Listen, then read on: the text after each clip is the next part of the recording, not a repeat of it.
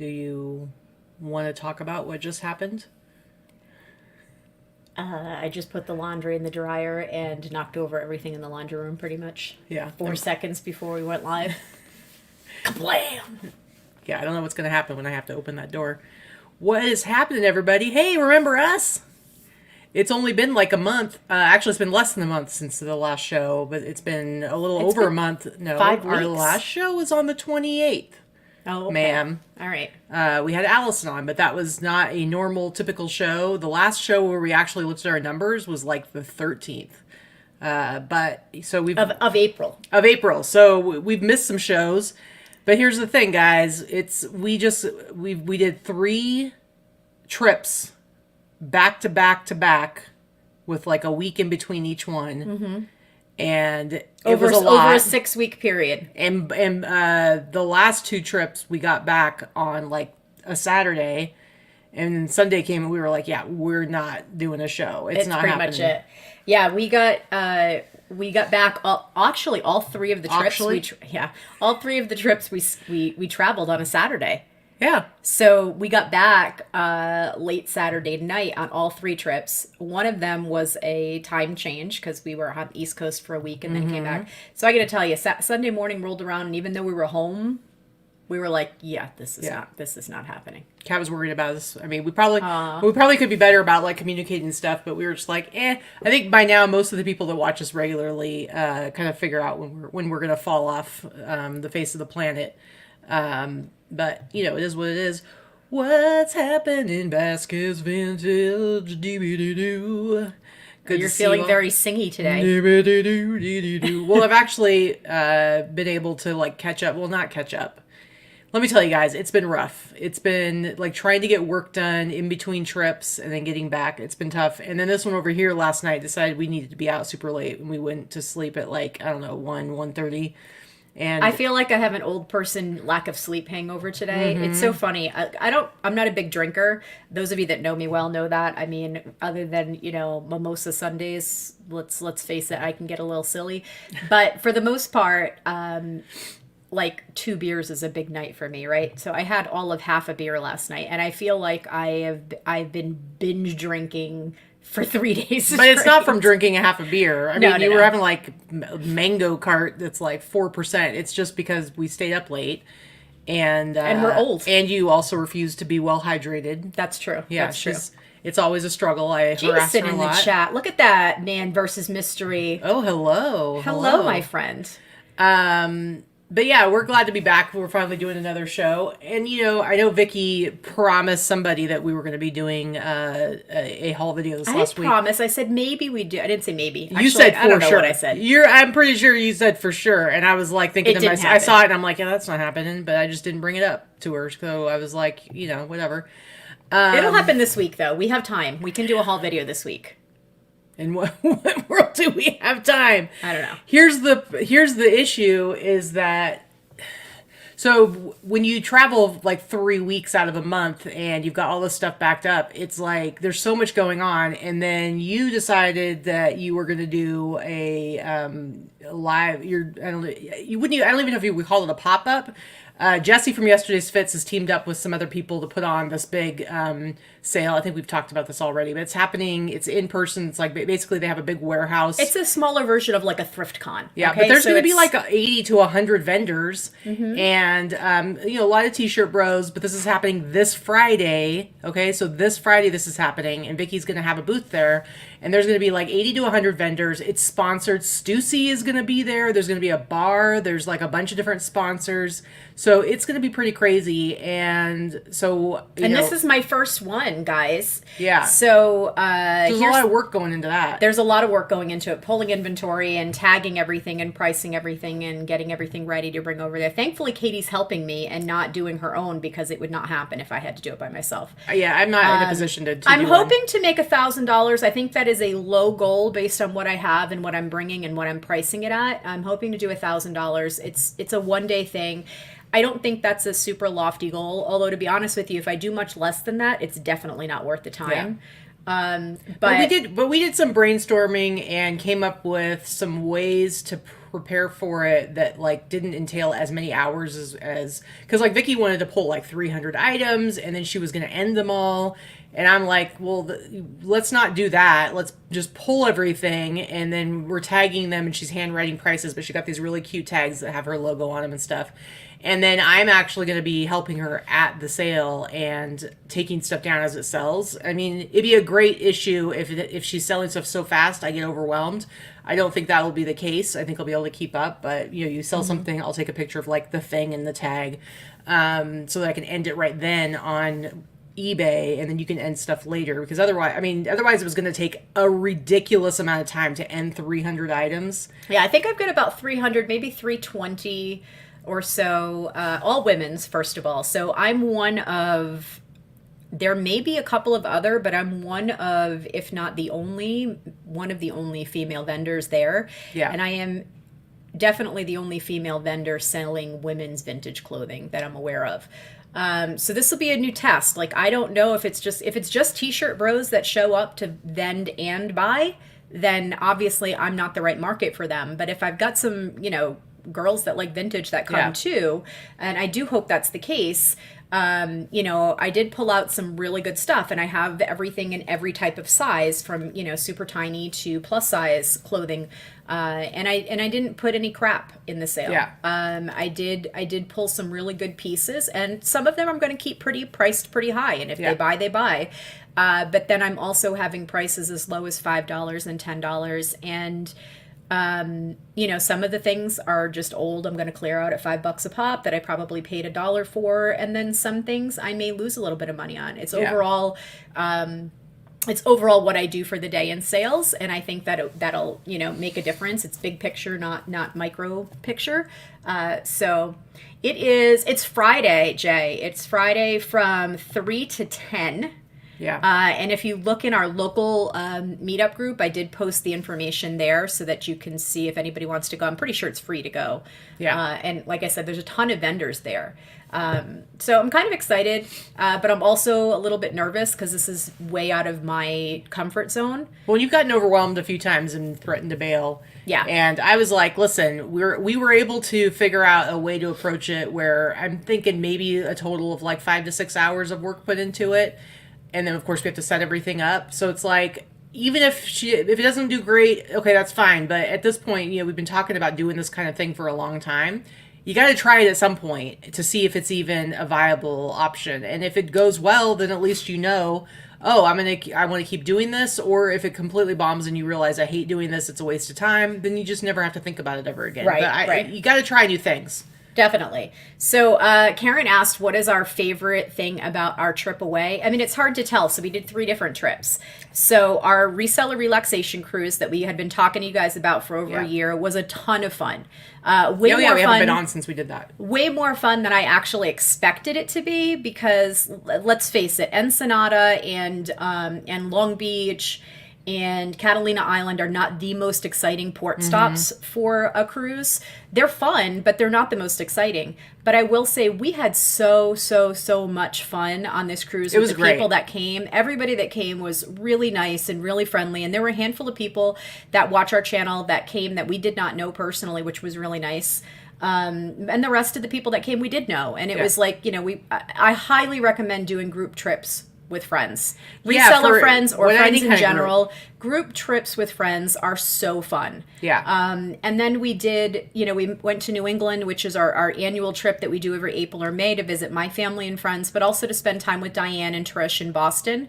And when we did that, we also had some of our other reseller friends come at the same time. Diane wanted to have a big party. This is one of the last times that most of us will be able to visit with her and spend some time with her. As you all know, Diane is terminal and not doing well at this time.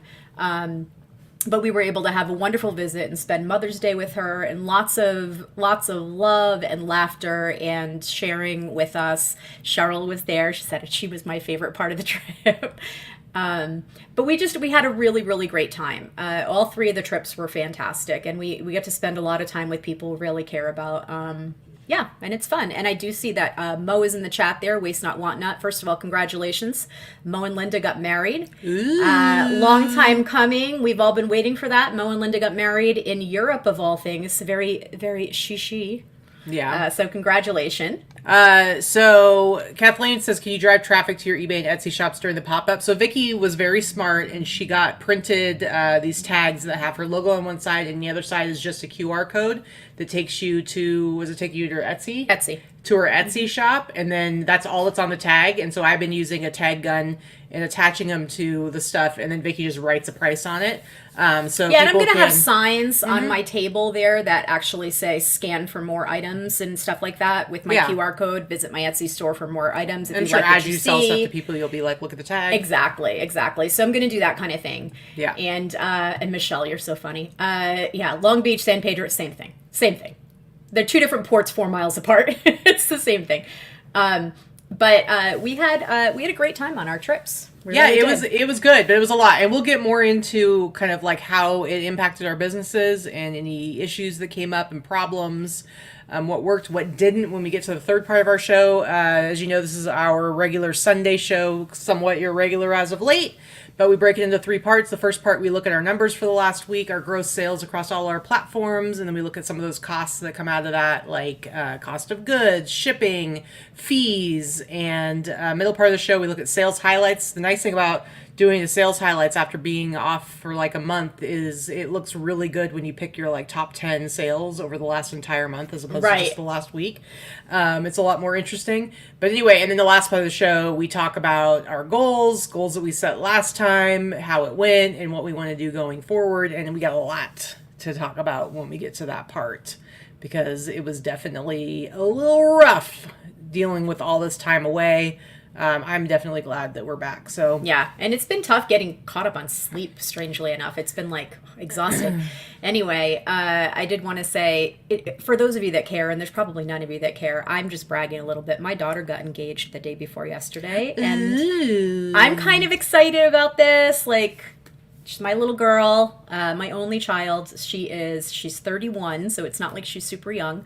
But yeah, I'm very excited that she got engaged. Her fiance did this whole Alice in Wonderland scavenger hunt theme to propose to her, and my daughter, being my daughter, guessed what he was doing halfway through and irritated the hell out of him. But it's really cute, and they have some really cute pictures. They're actually at a festival. My daughter is very much a Burning Man type EDC festival attendee. And so they're all dressed up in their festival wear and festival gear and stuff. But anyway, they're fun. So. All right. So you wanted to go ahead and jump into the show? Yeah. Let's do it. Let's look at our numbers from last week. So, what am I doing here? Here we go. All right, so these are my numbers for this last week. Actually, my total outgoing orders, I'm over 50. If you guys remember when I kind of first started changing the way that I was doing my selling, as far as like how often I list, how many items I list a month, my pricing, all that stuff. My goal at one point was to get to 50 orders in a week, and now I've been hitting that with more regularity, and so I think that's going to continue to be a goal, is to be at least 50 for the week, and we'll talk more about that when we get to the last part. But I had 33 eBay orders, 9 Etsy orders, 6 Poshmark, and then 6 between Grilled, Mercari, and Depop. I don't think I had any Mercari this week, so that was really just Grilled and Depop. eBay gross sales, $1,408.68. Etsy, pretty mediocre, $326.77. Poshmark, good for Poshmark, $246. And then with Grailed and Depop together, $313.97, which is not bad. Most of that was Depop. Depop's doing pretty decently for me. And then you can see my shipping, $220, and you can see the breakdown of the fees there, and then cost of goods, $150. So my total net sales, $1,633.93. Gross average sale price, once upon a time, I was hitting 70 all the time. Obviously, that's come down as I've changed how I do things, but you know what? It's nice to have stuff to ship out every day. And I've got the volume to do it, so why not? 42.51, and my net is 30.26. But you can see my eBay gross sales for the week. Like, we're almost into June. I'm really curious to see what's going to happen with how I've been approaching how I'm doing my selling these days, what the summer slowdown is going to look like, because so far it's been pretty steady, other than a little bit of a blip that we'll talk about more later, while we were away on vacation. But these numbers are good. I don't think I had a week this good at all in the entirety of last year. So I'm feeling pretty good I about can what I've been see doing. the difference in your numbers for sure. Like I know that neither one of us are setting the world on fire with our numbers, but the reality is that we do run two separate businesses. If you put our numbers together, Yeah. what we do, we're still grossing over, $18,000 to $20,000 a month collectively, and that's nothing to sneeze at. No. But then you also, if you go back to our shows where we look at our numbers, over the past, handful of years, I mean, we used to regularly be hitting $6,000 to $7,000 a week between the two of us in gross sales. So it's definitely a big change. And so that's why, we definitely, we know that there's people out there who see these numbers and think, I could only imagine being able to hit those kinds of numbers in a week, especially if you're just starting out, depending on what kind of seller you are.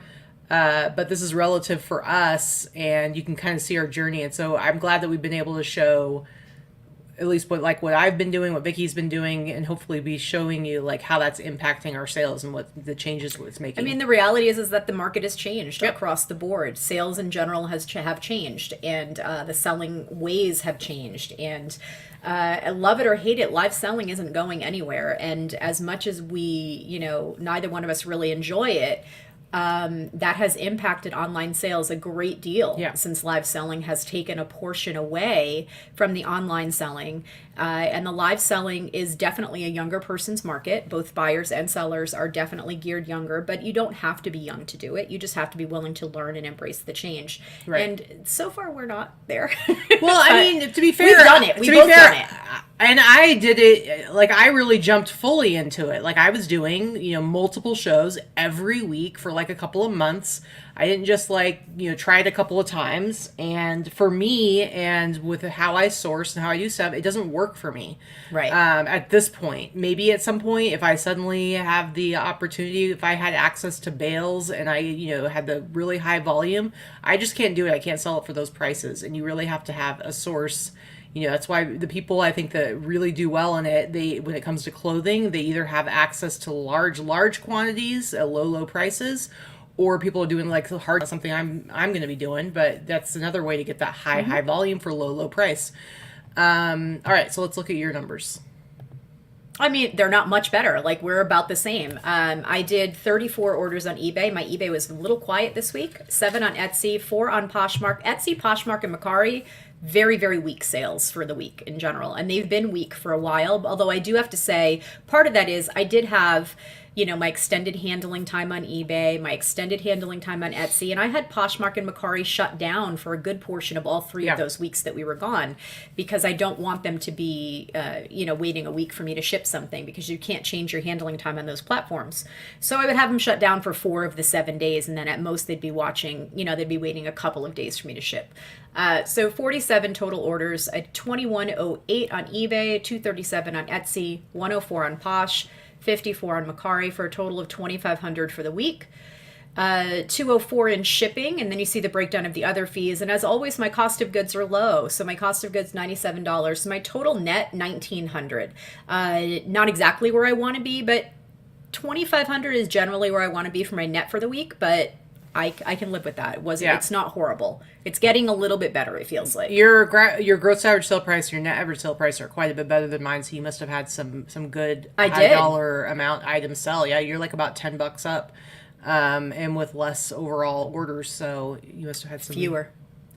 I can say it however the hell I want to say it, mother. Anyway, so yeah, I think it's pretty good. All right, you ready to talk about some sales highlights? Yep, here we go. Okay, so this was a bins find. I didn't have this for that long. I probably had it listed for 3 or 4 months maybe. I bought this at the bins. It reeked of cigarette smoke. Like, this was someone in the 80s that smoked in this mink jacket every day of their life in a closed vehicle fishbowled with cigarette smoke. That's how bad it was. I saw several people pick it up the bins and throw it back. What I didn't, and if you can scroll down and show the pictures, reversible. One side is nice soft butter leather, and then the other side is mink. Ew. It was a beautiful coat. It just reeked. It was so gross. I was like, I'm going to do what I can with the ozone cleaner and see if I can get the smoke out and get the smell out. And I was able to. I put it in the room that we use with the ozone cleaner for 30 minutes on one side, and then I reversed it and did the 30 minutes on the other side just to see if it worked. And it worked. I mean, I got positive feedback. Customer liked it. I did take an offer for $295 on this. It wasn't $375 that you see there. I don't know why it doesn't always show offer prices, but I was pretty happy. I probably paid $6 or $7, $295. Okay. I paid $6 or $7 based on the weight at the bins, and it took an hour out of my life to clean it. But it is beautiful. And it was a really nice jacket and really nicely well made. So I feel like, I'm glad I rescued it. Laura's very happy that when she hears about you successfully using your ozone machine. You know what? Laura bugged us forever about this ozone machine for years, and we finally broke down about 6 months ago and bought one. They're not very expensive. It was under $65 delivered, and I don't know why I waited so long. Yeah. Because now I've used it several times, and it is well worth it. I'm gonna highly recommend it. You need to have a room or a garage or something that you can airtight and close it in and close the doors and put a towel under it. You can't leave it in the open house when you're home or with pets. Sometimes Vicky likes to, when it's done, she likes to open the door and leave it or pull the towel away, and then I start feeling lightheaded, and I'm like, why are you trying to murder me? Well, Oh, I run mine in the garage inside of a tote, Jill said. I think that's Jill, right? Did you change your avatar and your name on there, Jill? I'm just guessing that that's you. Yeah, I mean, that might be a good idea too. But I'm pretty happy we use ours in a laundry room. Yeah. Because we can close the door. And it's a small space, and there's a window, so it works really well. We put towels down at the bottom of the door, run it, and then when it automatically has a timer, so then it goes off, and then I hold my breath, run in, open the window, shut it, put the towel back, and then it lets the room air out. Yeah. All right. First one for me, Adam Ant. So this is a shirt that I've had for at least a couple of years. And it's one of those ones where it's really? I had it priced. What do you mean? Why are you saying the real? No, that you had it for a couple of years. It's a cool shirt. I had it for too long and had it priced too high for how today's market works. And so I had done ended it, sell similar, changed my main photo, completely changed my title, lowered the price. And then Adam Ant is touring right now, and it was funny because somebody bought it and then they paid extra to have it sent express, and I'm like, I bet they're going to wear this to a show. And so I looked at where it was going to, and it was like going to Seattle, Washington, and 2 days, I looked in the tour dates, and he was definitely going to be there within the next few days. So I was very happy about actually selling it for $120 plus shipping. Because I think I paid maybe $20 for it, but I'm like, it's freaking Adam Ant. It should. Once upon a time, it would have sold for more, but $120 is a very good price. Nowadays, it's really tough for me to get over $100 for any T-shirt, unless it's something really, really special or interesting or unique. So Poochie says, I think I went to that tour, got him old. So am I. It's okay. We're all old. Hello? Yeah. Hangover from staying up until after midnight. It's true. All right, next up for you. This is just one of those, it wasn't a huge sale, but this was a bins find as well. And this is one of those, we talk about this, we've talked about it before, the older Banana Republic safari items that are made in the USA or made in Hong Kong, like this one, definitely are a bolo. Usually they're these type of blazers, or they look like safari vests. Well, and some of them, they actually, before this tag, it actually said safari on it, but it's still a similar style. It's a similar style. So this one was a really nice, just basic khaki blazer. And, it sold for the price you see there. It sold for $85, but it did go international. So, not that I get any more money for it now that I'm using eBay's international bastards system. But and I'm using it not by choice. Bastards. Yeah. So just keep in mind that those Banana Republic safari items are worth picking up. Banana Republic modern, current stuff, not so much. Yeah. All right, next up for me, hey Liz, if you're still there in the chat, remember this. I got this jacket when we were in Colorado, I believe. Yes, yeah, we did because we were there with Liz. And I actually paid $25 for this. At an ARC. Yeah, and it's brand new, except it did have. I'll show you. It's got like discoloration on the shoulder. It's kind of hard to see it there in that picture for some reason. Where is it? Right there. You can see like this brown right here. Anyway, I paid $25 for it. It's a really nice vintage jacket, and I sold it not for that price, but I took an offer for $150. That's a fair offer. Yeah, very fair offer. I didn't have it. Very fair offer. I mean, we went in November, and I didn't get it listed right away because it's a pretty hefty jacket. And I knew I was going to need to like take the hood off because you got to take pictures of it both ways. But it was going to be like a pain. Like I literally, you guys, I had to look up. I took it off and I didn't pay close enough attention to what I was doing when I took the hood off. And then I actually had to find a YouTube video of showing, because the buttons are so crazy. Like there's 500 million buttons and things to put it together. And it's got a liner and it's got this and that. And I could not for the life of me figure out which buttons I needed to use to actually make this hood go back on.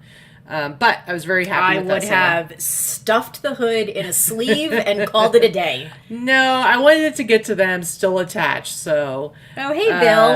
Hey, Bill, what's happening? Anyway, all right, so I was very happy about that sale. Ooh, what do you got going on here? Okay, so this is one of those... Now, this is not the DJ Tanner Full House holy grail of comforters, but this is one to keep an eye out for as well. This was actually listed in one of the online vintage groups that I'm in. I both buy and sell in there. I don't really sell a lot. I should be utilizing that group far more than I do, but I do buy things occasionally when people underprice them, in my opinion. And this was one that was underpriced. They wanted $15 for this plus shipping, so I think I paid $12 shipping. So all in, it was, $27, but I had it washed, listed, and sold within like 2 weeks of listing it. Nice. So if keyword spammer. $25 into, I don't give a shit, into $100 plus shipping. Now the reality is that, this is how you're going to get your stuff noticed. Should you always keyword spam? No. I'm one of those people, and we've said it before. Am I putting, Nike, Puma, Reebok, Adidas in a title because you're selling one thing that might be that? Yeah. No. But I will, do some other stuff. Michelle asked, am I listed on the Quirky District site yet? No, I'm not. I signed up for District under Vintage Boss Babes, so that's where I've done some of my... but Sammy has changed that to only be doing jewelry now. So I do need to switch over and join the Quirky site yet. And I don't dry list stuff there, but I did have a bunch listed for Boss Babes. Because what I did was I just converted my things that didn't sell in my lives into the shops there. I don't really have the time to do that right now, but I will eventually, get some stuff up there. Yeah. There's only so many damn hours in the day. Wow, what are you talking about?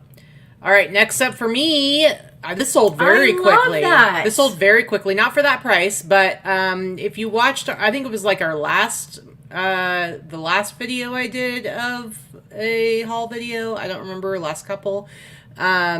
Jesse actually found this. Jesse from Yesterday's Fits. He actually found this at the Goodwill bins, and I always say I love when I go there in the morning, because he always goes first thing in the morning too. So, and I know like anything he finds, if I want it, it's going to be up for grabs. Like he's going to sell it to me, unless it's something like really different that he wants to have at the shop.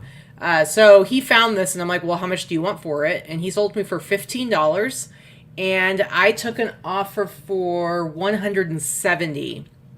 And so I was like 15 into 170, and it was like within like a week of listing it. I'm like, of course I'm going to sell this. That's a really awesome sweater. Yeah, it's super heavy. It's like really thick, really, really heavy. It is small. Look at you charging shipping again. I'm so proud of you. I know. She did free shipping for so long. I had a reason for that, and so I have a reason for why I've changed it. And now that I am more competitively priced, I'm gonna charge shipping, and it's fine. Anyway, so $15. Oh, plus whatever I paid. I mean, it's a pretty heavy jacket, so I probably paid $6, $8, $10 for it.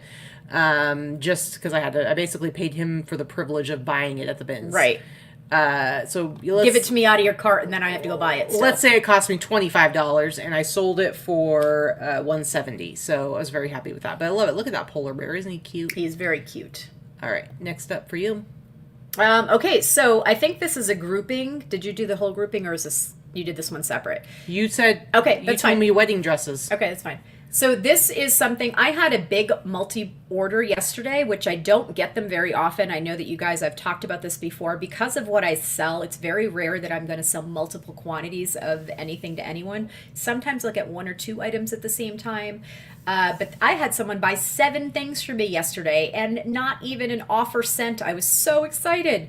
We went to the movies, got out of the movies last night, and I had, almost $400 in orders from this one woman. So this is one of the items. This actually came from Robin in Florida. So I paid on average $4 an item for all of these things, and this is one. I sold another one.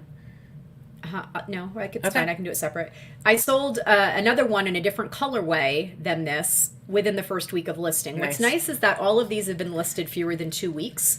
So this sold for the price you see there. I paid about $4 for it. Really good vintage plus size items are difficult to find. Most of what you find in plus size, it looks like a tent.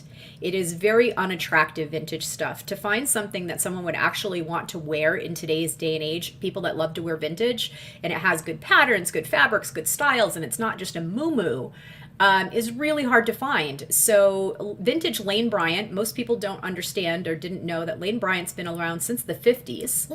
Actually, maybe even since the 40s. And this is an actual 70s. This was dead stock. A lot of the stuff that I got all came from one storage locker, vintage plus size clothing, and she had great taste. So it sold for the price you see there, $112. The Nice. biggest difficulty with the vintage plus size clothing is getting good photographs of it. It doesn't fit well on traditional mannequin sizes unless you have specific plus size mannequins. So trying to make it look attractive on a mannequin can be a little bit challenging. And this was kind of one of those things. It was a romper skirt set. Anyway, It's cute. the one in the other color sold for $95 within a week of listing, and then this one sold for $112. And then the woman bought another 6 items, which I'll show you shortly. So it was a good sale. Keep an eye out for vintage plus size stuff that's cool and fashionable. Very nice. All right, next up for me, I have a twofer.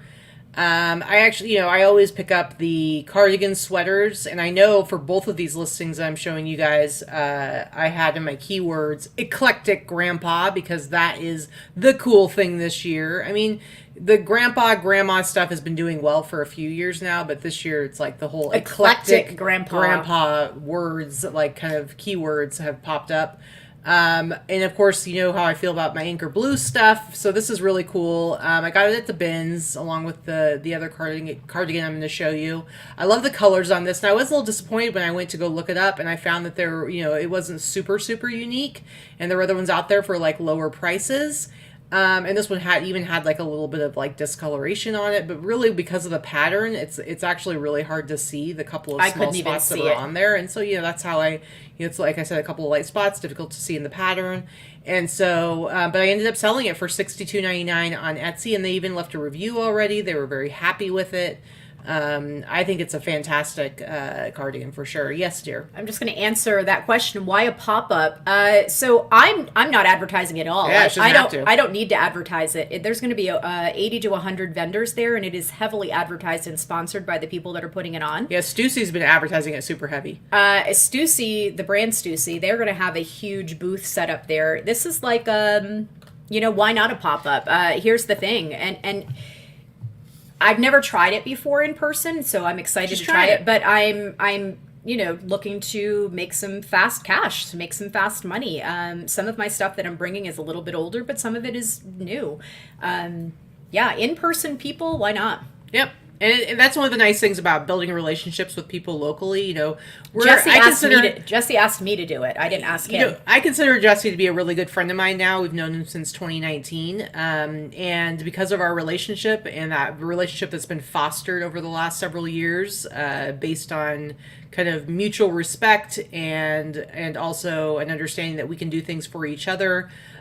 He always thinks of us when opportunities come up. And so, if this goes well for Vikki, I'm sure there'll be plenty of opportunities in the future. Because he's always looking at new ways to bring in cash. So this specific pop-up, you had to apply to be a vendor. And there were a lot of people that applied that didn't get a spot. Mm-hmm. I was given a spot. I was guaranteed a spot. So just because of my relationship with Jesse. So I'm excited to see what happens. He wanted to bring female vendors in, you know, and I don't know the other two people that he partnered with on this event. I might go there and it's a bunch of bros that think I'm, you know, an old out of touch old lady. I don't know, but I know what my skills are as far as what I'm selling. So we'll see what happens. Yeah, for sure.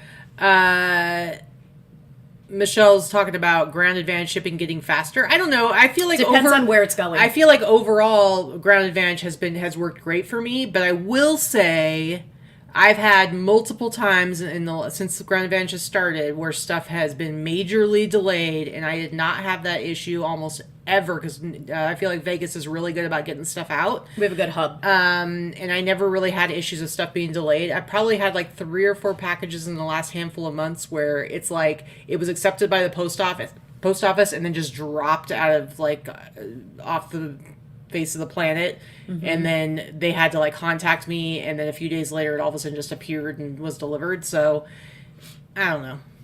Overall I still love it. I definitely actually prefer it to first class just because I really like that it's insured.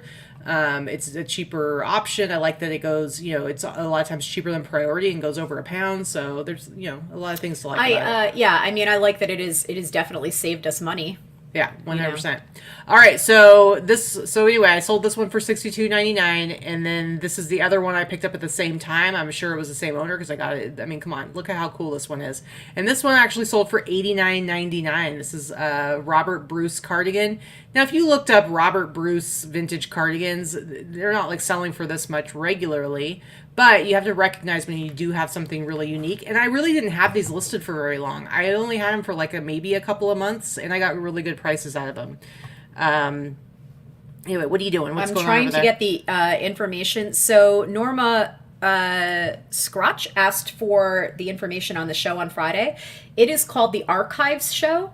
And it is Friday, this Friday coming up the 31st from 3 p.m. to 10 p.m. Mm-hmm. And it's at 920 South Commerce in Las Vegas. 920 South Commerce. That's all I know. Yeah. I'm going earlier that day to load in. That's all I know. That's all I got. Yep. Cash, Venmo, or Zelle. No, not Zelle. Cash, Venmo, or Cash App. That's all I'm taking. Yeah. All right, let's go. Yeah, real quick though, Michelle, that is a very good point with the UPS ground saver because sometimes it does save quite a bit of money, and that's the one where you give it to UPS, it goes through their system, and then the last bit of it, the post office actually delivers it. When it does leave UPS, that insurance is no longer valid once USPS has it. It's very similar to FedEx home delivery, which I don't even know that they have anymore, but it was the same type of thing. It was FedEx handed off to USPS. That was real popular like 3 or 4 years ago. Mm-hmm. People were using it because it was much, much less expensive, kind of like that. And both parties would disavow all knowledge of the damage or the loss. Yeah. So it makes it difficult. Be careful what you ship that way, just because of having information. So if that matters to you, you're better off just doing priority or ground advantage and having that $100 and keep it within the system the whole time. Or UPS ground, yeah. Yeah. All right. Okay, so this was. Let's see. I'm pretty sure this was a bins find, and clearly I took the photos myself. Obviously. And I don't know why it doesn't show the price on this one. Hold on one second. I think it's sold for $95 or $98, but let me double check. It's so weird. Sometimes you can see prices on stuff, and sometimes you can't. It's such an odd Molly. Thing. Hey, Molly. What's happening? So anyway, I sold it anywhere from $95 to $98. I'm not sure exactly which, but you get the gist. I did take an offer on it, and it was a reasonable offer. Like, it wasn't on sale at the time, and it was $129.95, and someone offered like $98. I'm like, yep, yes, Mel, take that. I love those offers. I will. Especially when they say, when you accept this offer, this buyer will pay immediately. Mm-hmm, and you're like, yeah, Kathy, it is super cute. If it wasn't small, I actually would have worn it. It's real small. But it was also mini dress, so it would have been it's like a small trapeze dress, but super cute, great colors. And I probably paid $2 for it and sold it for $95. Very nice. All right, next up for me is this Tool t-shirt. Now, I can't remember exactly where I got it. I had 2 of these. I think I got it from Jesse from yesterday's fits, in which case I paid anywhere from $10 to $20. I also feel like maybe I got it from Jen Goodell, but I think maybe that was a different Tool t-shirt. I don't remember. But I'm almost positive I got it from Jessie. So you either paid $5 or $20. Pretty much. I didn't pay much for it, and I sold it for $89.99. It did take a while to sell. That's a cool one, though. It's been harder to sell things for higher prices, but this is a small, so that's part of it too. But and it's newer, 2006. But Tool is very popular with their shirts in general. Yeah. I've done very well with Tool. Yeah, absolutely. That's all. Nothing super exciting about that sale. All right, now you got a threefer. So this is a threefer, and I'm going to give this caveat here. I tell people all the time, because I've had people reach out to me, especially people I know, and when people know that what you do for a living, they'll ask you, oh, I have this wedding dress I never wore, or I'm trying to sell my daughter's wedding dress, or do you want to sell my wedding dress? 99.9% of the time you're going to say, fuck no. You don't want to sell wedding dresses. Women want to try dresses on. So unless it is a vintage wedding dress, and I don't mean 80s poofy sleeves Princess Diana wedding dress, or 90s poofy sleeves mermaid, that's not the type of vintage you want.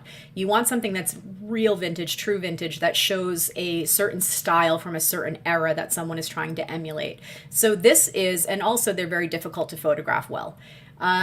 Extensive measurements and photographs are necessary to sell wedding dresses. Now, this I actually got at the Bins in Colorado. I was with Liz and Kristen, Rural Squirrel, and I purchased this at the Bins. It was fairly heavy because it is liquid satin, which means it's very, very thick satin that is shiny and it drapes. That's something specifically from the 30s and the 40s. They still make dresses in this type of fabric, but it's not as popular. So this is a true 1940s wedding dress. I could have sold it for at least 3 times this price if it didn't have the flaws that it did. Yeah. So it sold for the $150 you see there. But what you can't see is if you look at some of the other photos, it's heavily stained. It's a beautiful, beautiful dress, but it was heavily stained with lots of yellowing and staining. So I truly hope that someone is able to soak this in vinegar and take the time to restore it to its original state, because it's beautiful. I just want to point out that I'm standing right here holding that for you. Yep. Katie helped me take photos. And this is one of those that we have a beige wall, and I could not remove the background like I do on some items because you just couldn't do it. With white on beige, it just didn't work. Yeah. All right, next one. And then this is another one that Katie also helped me take the photos of, because I think 2 of us. Who helped you? Actually, I think I thumbtacked those up. Okay, I was going to say. So this is one that I purchased in a lot, and I paid $3 for this. And this is a vintage 1960s. And again, it's because it's distinctive. It's a 1960s mini wedding dress with these Looks like Twiggy would have worn this. Yeah, huge angel sleeves. It's because it's a look. It's not because it is it's not because it's just a wedding dress, right? Mm-hmm. It's a different type of wedding dress. So this one, that sold for the price you see there as well. It sold for $149.96. And both of these dresses, all 3 of these dresses actually, sold within a month of listing. Wow, that's pretty good. And then I've got the third one. I guess we're going into people are starting to really buy stuff for their weddings coming up in summertime and stuff. And then this one is very similar to a Gunny Sacks style from the late 70s, early 80s. This is another one that I paid $3 for, and this sold for an offer of $150. So for all 3 of them, they sold for $150. You've got to be very, very careful with your measurements when you're doing wedding dresses. And this actually sold within a week of being listed, I think. Wow. But it's very pretty. It's not Gunny Sacks, but I did put, I believe, in the description that it was a Gunny Sacks style. It's very similar to what you would have seen. So they're all really, really pretty wedding dresses, and they all definitely have a certain vibe and look and era that they're emulating. That's what's important about selling vintage wedding dresses. I usually put something like that. I would put under themes, as far as like if I wanted those additional keywords. I heard that descriptions aren't actually searchable now. Oh, that's lovely. So searchable in the sense that it's not going to pop. I don't know. Maybe Liz can say something about that if she knows. Because I would always put sometimes put extra stuff in the description and thought that it would be pop up in the search, but maybe I'm wrong. See, Jill, what? I know. I could be wrong. I hope you're wrong. I'm just saying I have heard that Liz that about I said about keywords, that putting keywords in your description doesn't help because it's not searchable. I have heard that. I'm not saying that it's no longer searchable. I'm not saying that as if I'm the authority on that. But Liz that you has need the to have pulse. it in your item specifics as opposed to. She says correct. So yeah. Oh, lovely. So Thanks, eBay. So I was gonna say is stop with the F bombs, lady. I want to keep my $80 a month YouTube revenue because I'm very rich from that. Here's the thing.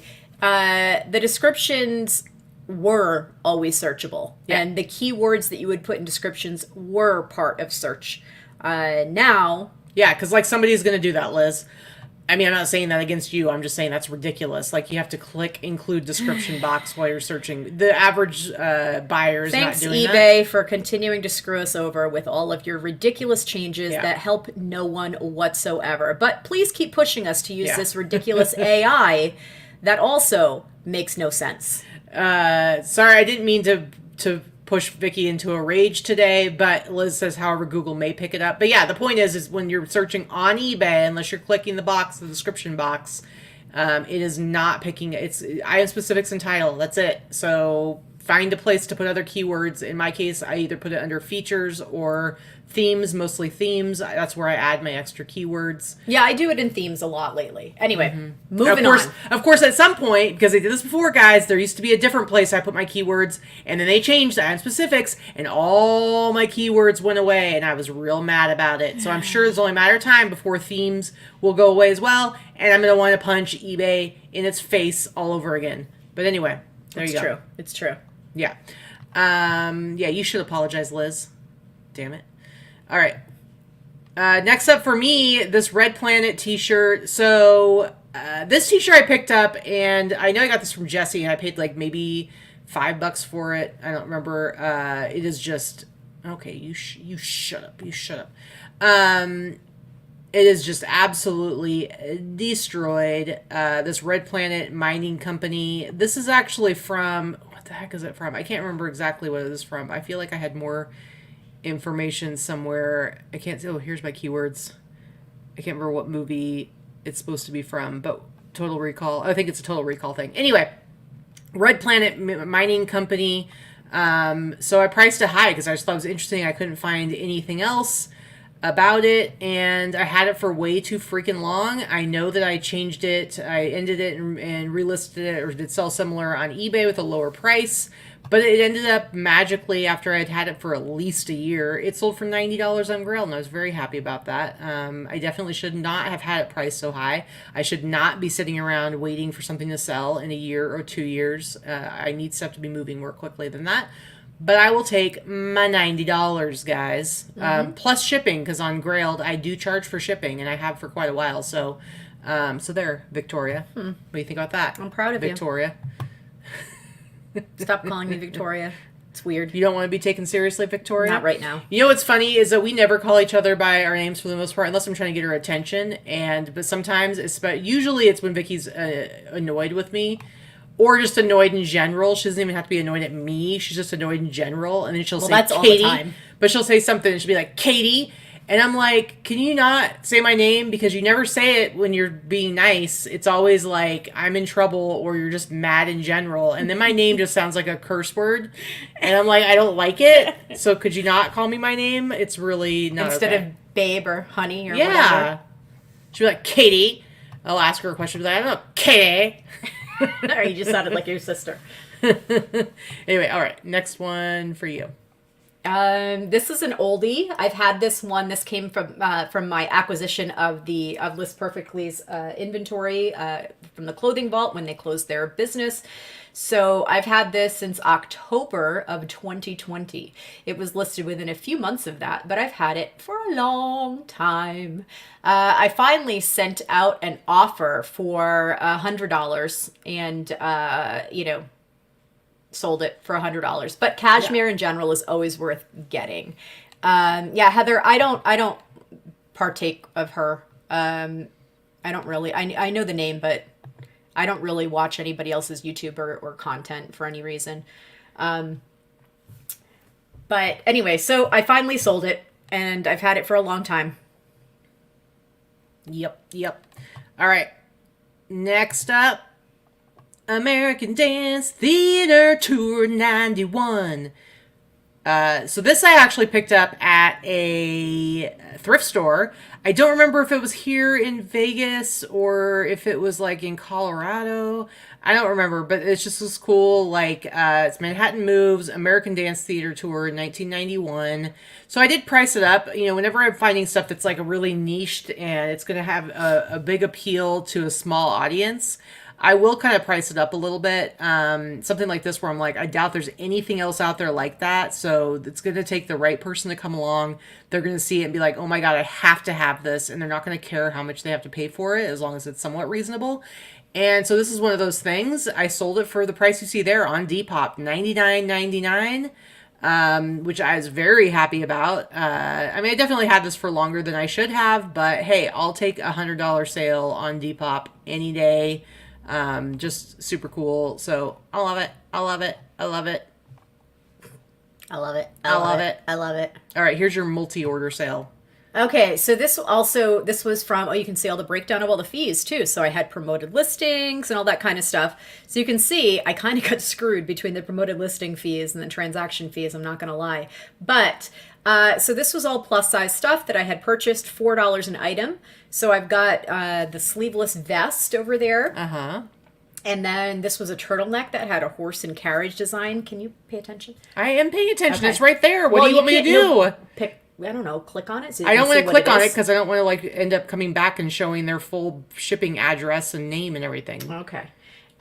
So then you can see another Lane Bryant dress that sold for $67, another dress for $52, and then this Italian newsprint dress, which was one of my favorite pieces that came from that. I'll click on this one. Why don't you talk about the full numbers first, and then I'll click on that. So I've got 1, 2, 3, 4, 5 items plus the other item. So she had a 6 item sale for $270, $370, $380 and change. Plus shipping, plus sales tax. Mm-hmm. So I was really, very excited to walk out of the movie last night and have made all those sales. But this was my favorite. This was one of my favorite dresses. It was just too big because I actually wanted to keep it and belt it. Belt it, cinch it. Belt it, cinch it.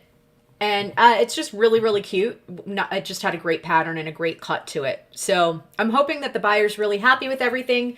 But like I said, if you have good plus size vintage clothing that actually looks like it has a shape and a style and good patterns and doesn't just look like a tent, you know, people are going to snatch it up, and it's okay to price things higher. So look at that, Jen. Look at that. Jen is my lister. And my friend that's taking some pictures. So we should be done by 4, Jen. Anyway, so a lot of these items are selling fairly quickly because good plus size vintage is hard to find. So I'm happy with the results of these sales. All right, guys, my most exciting sale. Now, first of all, I did not sell it for that much, so just settle down, everybody. Settle down. Danica, what's going on? Whoops, I clicked on the wrong thing. Dang nabbit. Dang nabbit. Hold on a second. Here we go.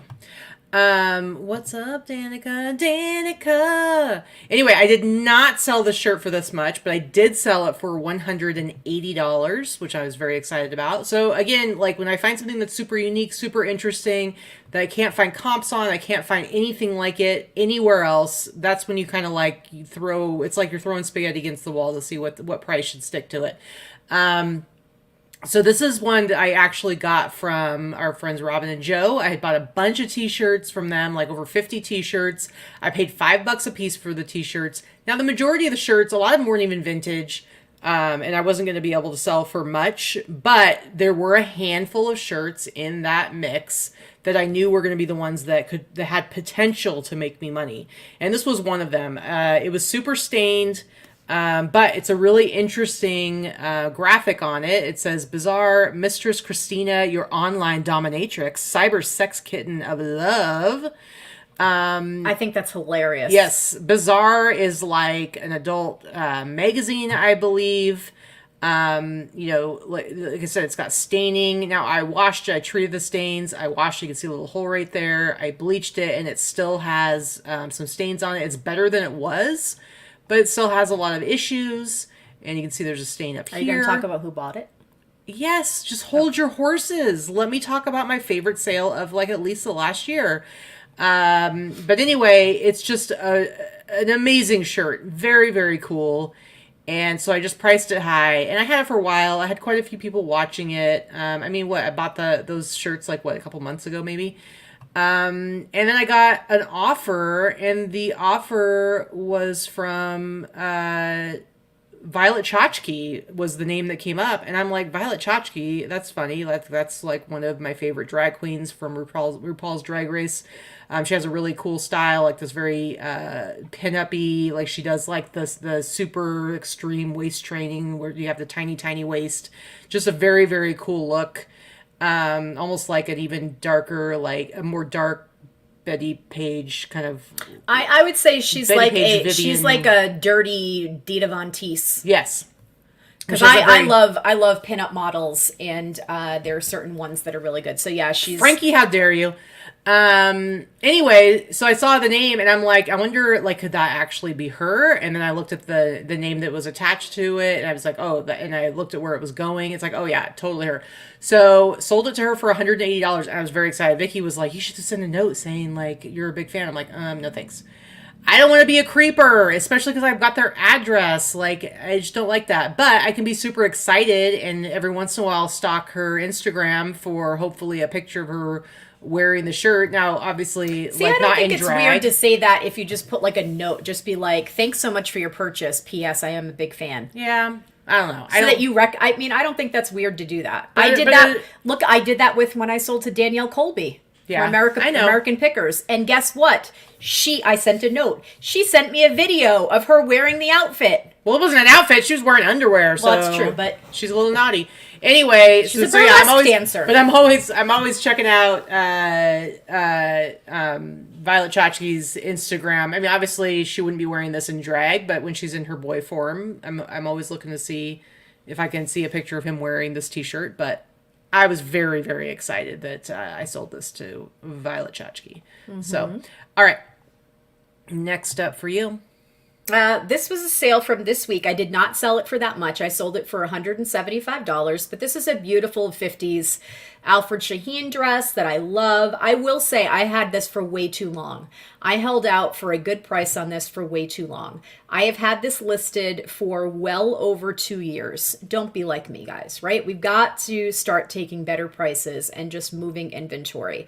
Now, that doesn't mean I'm going to sell this for pennies. It's super tiny, as you can see. The back couldn't even zip. It's not that the zipper was broken. It's that it couldn't zip over the small mannequin, which is like a size 4, because it was so tiny. But I paid $40 for this. I bought this from our friend Mary Lucas,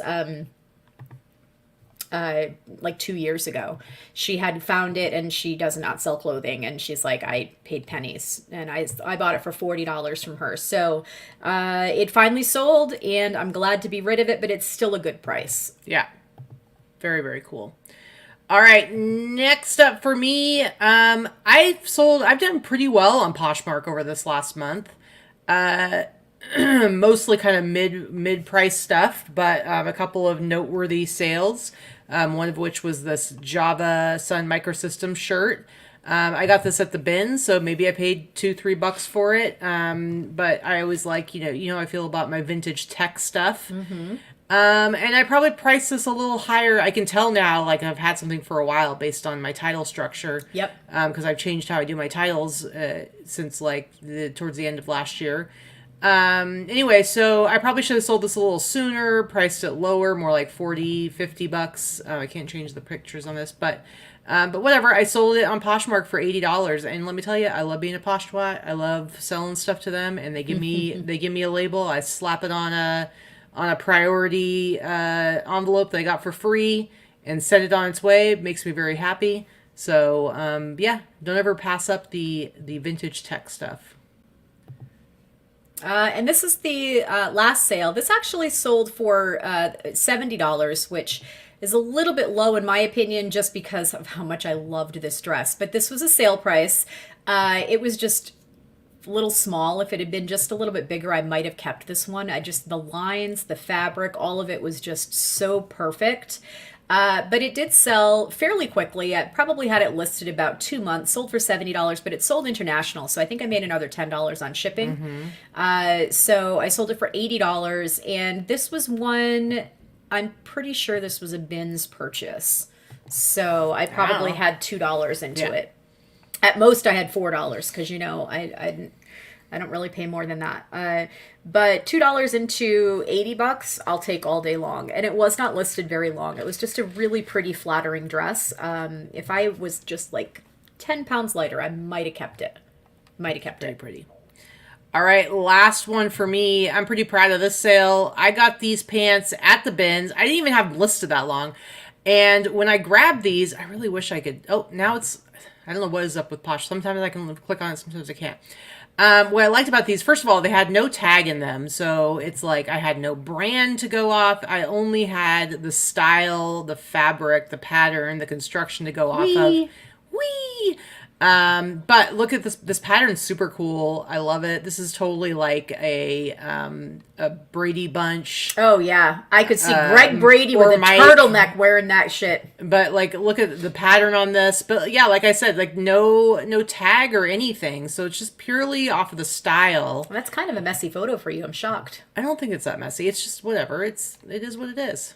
How dare you? I don't need your criticism. I'm leaving. The show's over.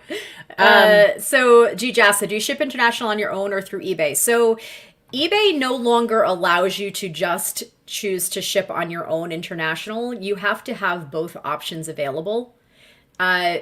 They changed that within the last couple of months. So freaking annoying. For 20 plus years, I have shipped on my own international. I do not need hand-holding. In fact, it's better for your customer. It's better money, and you make the money on the shipping. Yeah. That being said, eBay has forced everyone who sells internationally to have them handle use eBay's international shipping service.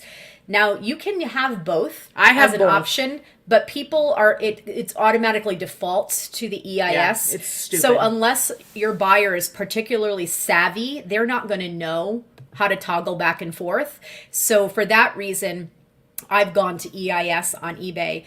I don't love it because I lose money on the shipping every time. And I think that it has cut down on some of my international sales over the last, 9 to 10 months that I've been using it. That being said, I do ship international on my own everywhere else. I guess just Depop and Etsy because Posh is US only. So Katy does the same. Katy does offer both.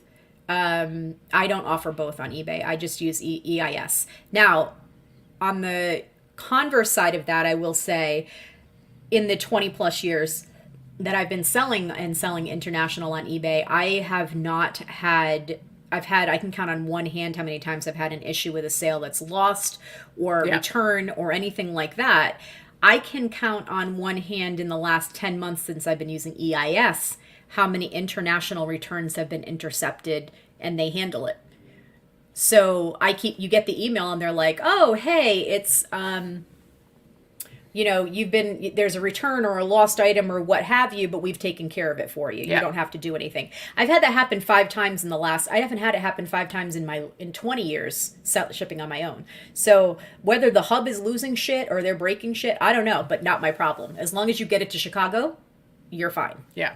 So. Well, and that's the irritating thing too, is that the hub is not close to us. So it's like before if I sold something internationally, the person would pay for it and it would completely cover the cost of shipping. And depending on how much it was, I'd get insurance and I'd still make a little extra money.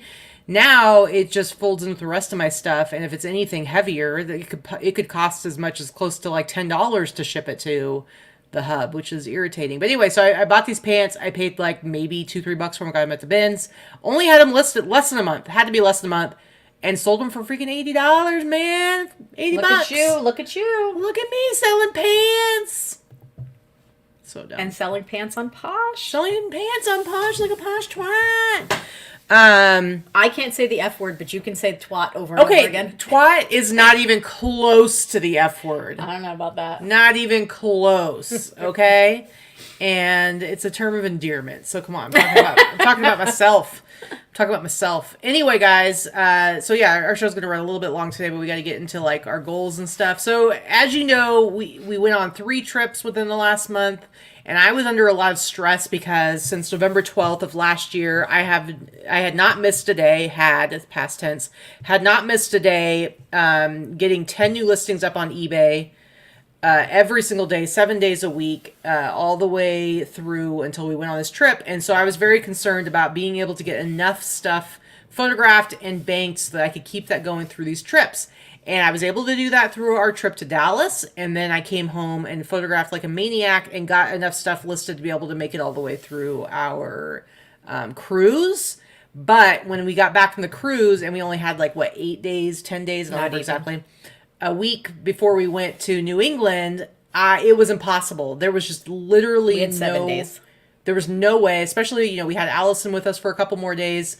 There was just no way I could humanly possibly do enough to get ready for the next trip. It was just too much.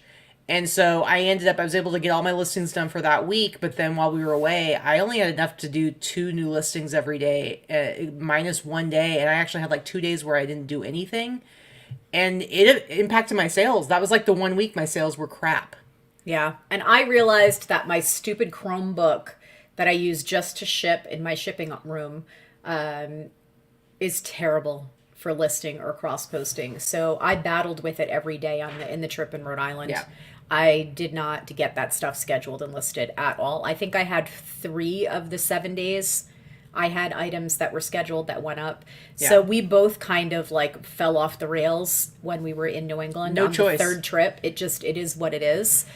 So it does take time for your sales to recover. We always do extended handling time. We don't do time away. We don't put our stuff on vacation or whatever, because that actually has It's even worse. very much proven that it takes far longer to re-index your sales. So we did what we did. We did the best we could. It was frustrating because my goal, I really wanted to try to go a full year, like 365 days, 10 items a day, and not without a single break in it. And I just wasn't able to do that. And a lot of that has to do with like I didn't put in the work that I needed to put in prior. I mean, first of all, it is not normal, even for us, and we do a lot of traveling. It's not normal to have 3 trips that close together. But I do, going forward, I want to try to get to where I have like 200 listings in my bank. Because for one thing, like my inventory room is out of control right now because I haven't put away inventory in months and I need to do it. But it's like, I have not, because of all these trips, I have not been able to do it. And so now it's like, I'm photographing right now. I want to get a good amount in the bank so that I can take a couple days to like really focus on doing that. Because it's driving me crazy. Like it's too much. I haven't sourced in a bit, so I have not a ton of stuff. So my lister that was in the chat a little while ago, I'm sure she's gone by now, but I'm actually going to give her a break for a few weeks. Her husband's on tour. He's a musician and he's been on and off tour, and I'm going to give her a break for a few weeks so that I can catch up. I need to catch up with us have being gone for as long as we have. I have a huge backlog of inventory that I need to photograph and list, whereas I only have about 40 items to give to her right now because she only does my clothing. And I have not had time, nor do I need to go out and source just to give her items to list because I have stuff here, right? So I just need to get through it. So I'm gonna give her a few weeks to chill out and me time to catch up so that I don't feel like I have a mountain of stuff. If you looked in my office right now, and the only person that has seen this, well, Allison and my friend Melissa have seen this. I would not let anybody in our house right now. My office looks like a thrift store threw up in it, and that is not the norm, and I don't like the way it looks. So. I'm very grateful that tomorrow is a holiday and that we don't have to ship. Because I'm going to finish after we have the show. I'm going to do more photography so I can get a bunch done. And so then tomorrow is going to be a full day of just listing like crazy. I want to get that bank built up. So my goal for this week, first of all, we're back to 10 a day. And I want to try and keep that up through the end of the year. I really want to see what my summer is going to be like, how this change in how I'm doing my business is going to impact the whole slowdown of sales. And this week I want to get, hopefully tomorrow I can get ahead at least to where I want to have like 30, 40 listings in the bank so I can take at least one full day of putting away all my inventory. I need to do that. I need to be more functional. I've got I have a ton of stuff that still needs to be photographed and listed because I think after Dallas and some stuff I had ordered online, I was up to 400 pieces. I've got a ton of stuff that needs to be bleached. So I'm really going to be catching up while maintaining those 10 listings a day and keeping going forward with that. But I'm actually starting to get overwhelmed, and I usually don't get that when it comes to that's more your That's me. That's an anxiety thing. That's a high anxiety your department. thing. But I'm but There's I have a reason why people that have high anxiety are also very type A and very neat and organized and orderly. There's a reason for that. We need to maintain order. When you cannot maintain, you cannot maintain everything else. I will say, my office aside, I am actually a very organized seller. I'm very much. I want my stuff to be a certain way. I'm very, very organized. My office is a mess, but I don't have any trips in the foreseeable future, so I am gonna be I'm working. Now the nice thing about once I do have that bank starting to build up again, it does make it a lot more flexible during the week. So it's I'm working, but I can be let's take the afternoon off and get in the pool, stuff like that. Mm-hmm. Vikki is going to be leaving for camp in July for 10 days. So that's going to be, for me, that's going to be an opportunity to really get some stuff done. Because you know me, I'm not going to do any crazy challenges like I have done in the past when Vikki's gone, because a lot of times it creates, even though it's good content, it creates a lot of extra work for me. So this year, with her being gone for 10 days, I'm gonna be head down. Mm-hmm. I want to try and get a lot of stuff done. So yeah, only reseller with a messy house. I don't think I know a reseller that doesn't have a messy house. Now, to be fair, we generally don't, because this house is big, and we've been very, very careful about separating inventory and keeping it neat and keeping it separate from our living space until the last few months. Yeah. And it's been kind of a mess the last few months, but it is what it is. So it is what it is. I have about 100 items in my draft bank right now that my lister has done, and it's all clothing. So my bank is looking pretty good. And to get those listed. So my goal is to list 10 of those a day over the next, 10 days. But also be photographing and listing this mountain of hard goods that I have here, and listing at least 5 to 10 of those a day.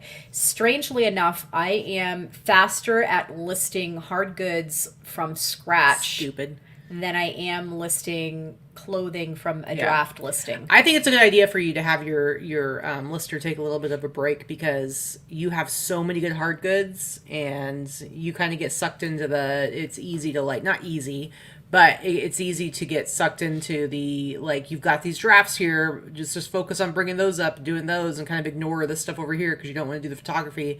But you make so much more money when you when you mix in the hard goods for you.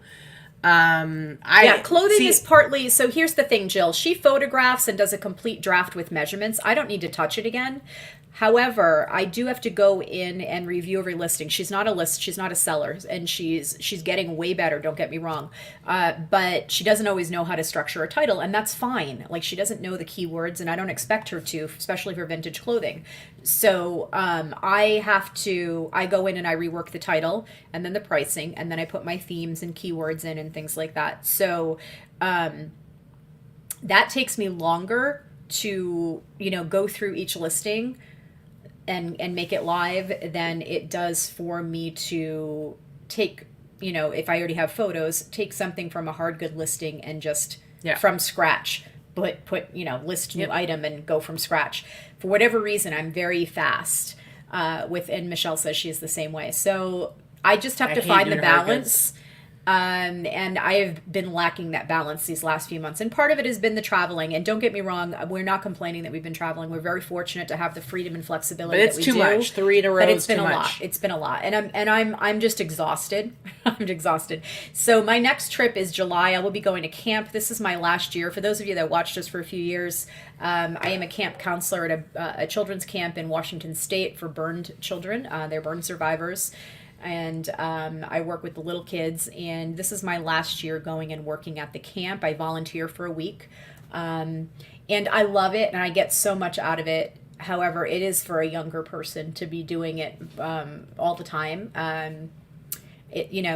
7 days of 4 hours of sleep on a cot taking care of children. It's just, I'm sorry, I can't handle it anymore. And we have a lot of younger counselors that have stepped up recently, so I'm not leaving a void or anything like that. It's time for the younger people to take over. Yeah. So and for those 10 days, I will be talking to no one. I will be doing nothing with anyone. You might go do Korean barbecue with Dana. Excuse me. I will be not. talking to no one. I will be doing nothing with anyone.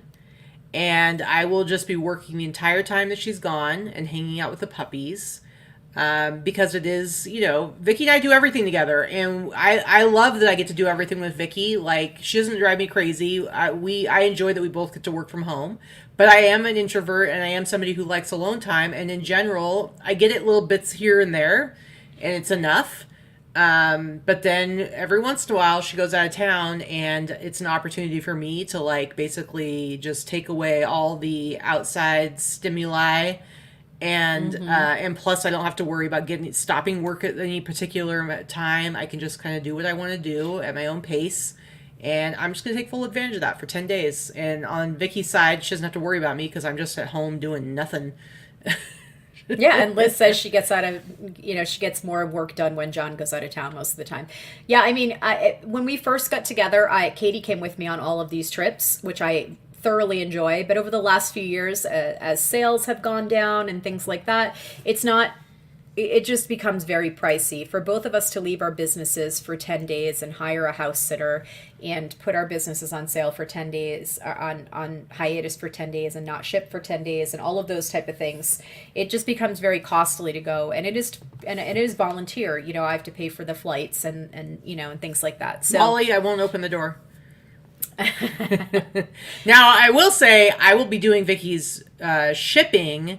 So, and my shipping has become more work because I am doing higher volume now. So that part is challenging where I have to do the shipping every day, but it's not that big of a deal because I can work till 10 o'clock at night if I want to. It's like, I don't have to, even if it eats up more of my day than a normal day when Vicky's home, it doesn't really matter because I don't have any like set hours that I have to work by. So, Anyway, all right, so unless I send Dana over, That's then true. we will need you to open the door. Yeah, but Dana knows to leave me alone too. No, she's talking about the one time. I know. I changed here's the problem, guys. I keep my phone on Do Not Disturb, and Vicky still hasn't figured out because I changed it to where you can only, the only reason my phone will make any noise is if Vicky calls me or texts me. The problem is that we use Facebook Messenger mostly to communicate. So now she knows that if she needs to get my attention, she needs to call me or text me from her phone number, and my phone will actually go off. There was one time. Anyway, so yes, she sent Dana over to get my attention, and it was fine. But I almost was killed. She thought I was dead. I was not dead. Anyway, let's wrap up the show. I got work I gotta do. Let's get the heck out of here. And yeah. Well, you got anything to say to these people? I got nothing to say. Thanks for coming and joining us. Clearly, 97 of you at least have not forgotten that we exist since we dropped off the face of the earth for 5 weeks. I hope everybody has a great week. Make lots of money, learn lots of things, and do one thing to step outside of your comfort zone. Gross. Bye. Bye.